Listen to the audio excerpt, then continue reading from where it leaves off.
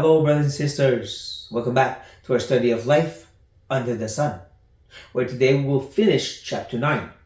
But not before we remind ourselves of two things that we've seen through the book. The first being God. I know a lot of people say God's out of the picture, but actually He's very much in the picture. And we've seen it over and over again. He is sovereign and does whatever He pleases. Which brings me to the second thing. The second being how even though you use wisdom, you can never be sure of the results. Kohelet has bothered us with the fact that wisdom will not fix everything because, again, God's the one that decides. Now, with these 2 points in mind, we can move on and finish up this chapter 9.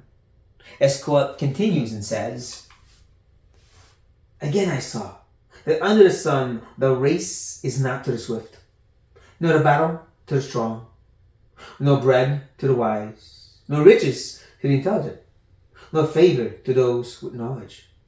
But time and chance happen to them all." Understanding that time and chance, or circumstances, time and circumstances, is something God controls. We saw that since chapter 3.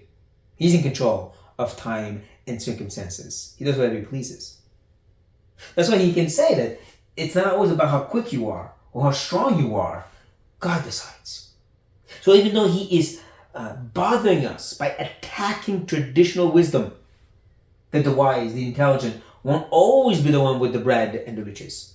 Even though Proverbs says they will. He said it doesn't always happen, again, because God decides of the results. I like that because it helps us even nowadays as Christians, where many times we focus so much on the programs and the steps to follow. And do this, and your couple will be better, your family, your church, everything will work out. But then we take away the fact that God decides the results, not us. Still that in mind, He will add to this truth, because man does not know his time.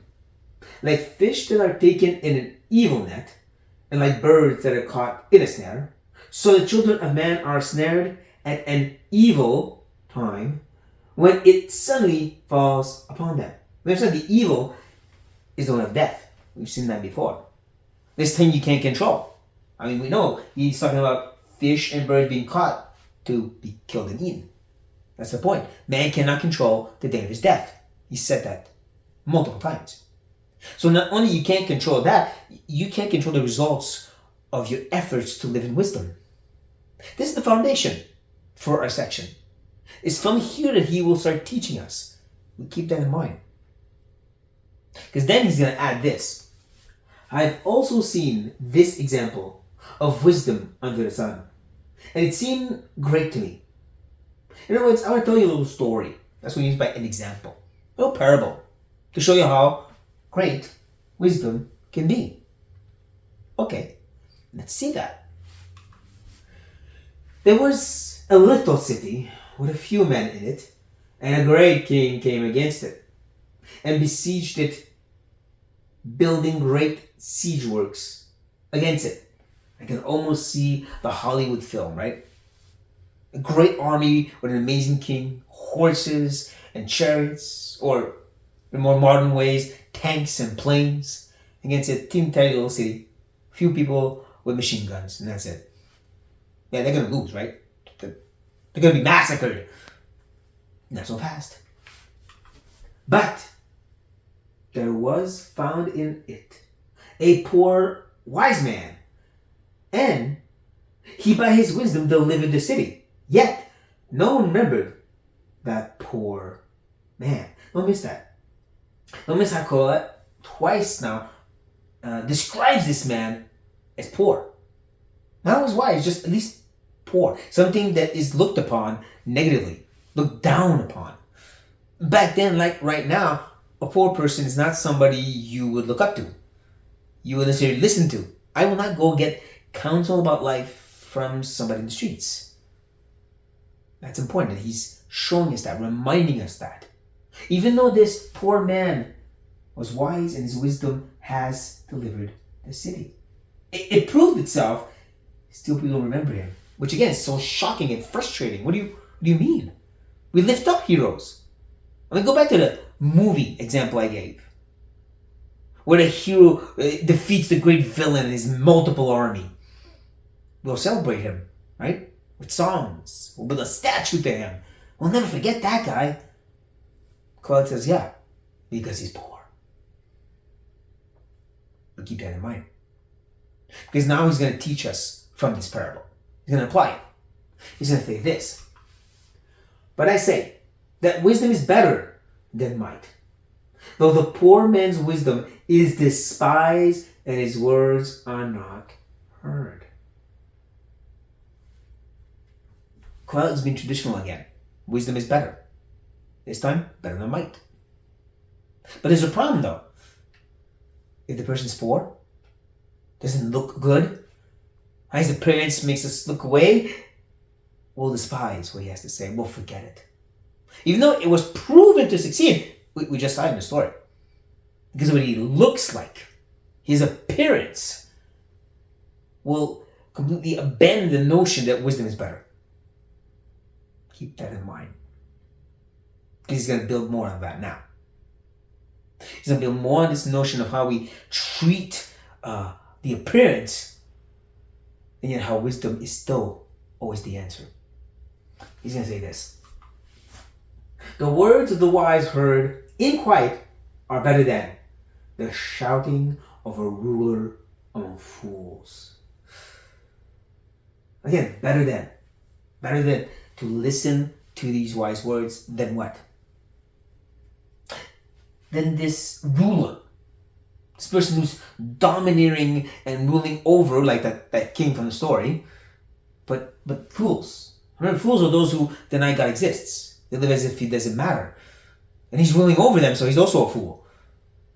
And he's being heard because he's shouting. It's very visible, right? Think of a charismatic type of personality that you just love listening to. And you can't help but contrast that with that poor, despisable, miserable person. Even though he has wisdom that was proven, yeah, but that guy, man, look at him. Look at him go. Listen to what he has to say. Claus says, no, that one's better. He then concludes, a little exclamation mark, and says this. Wisdom is better than weapons of war, but one sinner destroys much good. Third time, wisdom is better. Wisdom is better. He's being traditional, like I said. But there's always a problem. And here the problem is this sinner. Who is this sinner? Is it the ruler of the fools that's screaming and being heard? Could be. He could be the one that if he's listened to, he will destroy people's lives. Like that great king with a big army who ended up getting beaten by the poor wise man. But the sinner could also be us, who listens to that screaming, foolish king and end up destroying our lives as well. Now it's interesting that all this was built off this notion that wisdom will not take away the day of death and can't control the results. It's like God saying, yes, that's true, but still wisdom is better though. But it's a little thing you need to think about. Wisdom, proven wisdom, is better than anything else. No matter what it's clothed in, what it looks like, compared to what looks so much more extravagant and ends up ruining you. I can't help but think of modern times. Nowadays. Imagine on YouTube or Facebook, two options are presented to you. First, you got this guy who seems really simple and normal. Only a few people have watched his video. And you can look at it quickly and you see that all he does is he's opened the text, he's explained the text very simply and boring. But then you get the other guy. You guys get thousands and hundreds of thousands of views. And you watch some of his video and he's screaming and saying things and it really pumps you up. People got all excited. But you've also noticed that he's not using too many scripture references. And even some of them you're like, I don't think that's what he means. Which one will you listen to? So that's why Kohelet says, listen to that first guy, because that's wisdom. No matter what it's dressed like. Not the one that's so extravagant, but will end up ruining you. I've had the opportunity in those last couple of years to help many young brothers and sisters. These young believers who have listened to the flashy, shouting preachers and prophets and teachers. And it's hurt and ruined their lives. I mean, it's already difficult enough to live a good young Christian life, to learn how to walk with the Lord. But when you add teachings that will just ruin you and turn you this way and that, it doesn't help. And all I've found to do, the only thing that's helped is simply bring them to the Word and expose piece by piece God's truth in sound doctrine. Because that's what we need. Just like Kohelet is now saying. So I hope this speaks to you, dear brothers and sisters. On this note, be blessed.